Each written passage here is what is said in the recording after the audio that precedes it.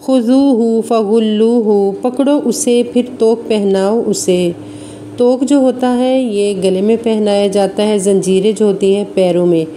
تو پیر اور ہاتھ اس کے زنجیر سے باندھ کے جو توق اس کے گلے میں ہوگا اس کو پیچھے سے لا کے باندھ دیا جائے گا، یعنی کہ راؤنڈ اس کی شیپ ہو جائے گی۔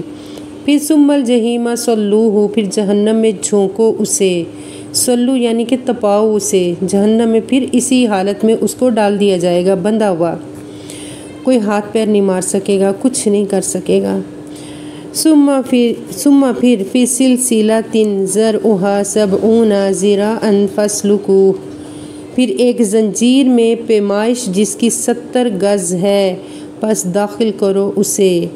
یعنی کہ اس زنجیر میں اس کے بعد اس کو پرونا ہے، جیسے کہ ہم کباب بناتے ہیں نا سیخوں پہ یا مرغی کو سیخ پہ لگا کے، اس طرح۔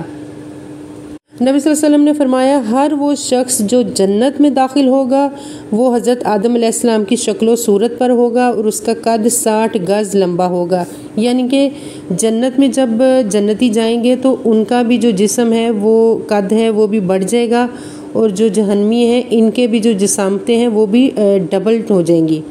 یعنی کہ بہت زیادہ۔ کہا جاتا ہے کہ نبی صلی اللہ علیہ وسلم نے فرمایا کہ قیامت کے دن کافر کی ایک داڑھ جو ہے نا احد پہاڑ جیسی ہوگی، اور جہنم میں اس کے بیٹھنے کی جگہ اتنی ہوگی جتنا مکہ اور مدینے کے درمیان کا فاصلہ ہے، یعنی کہ اتنا وہ موٹا ہو جائے گا،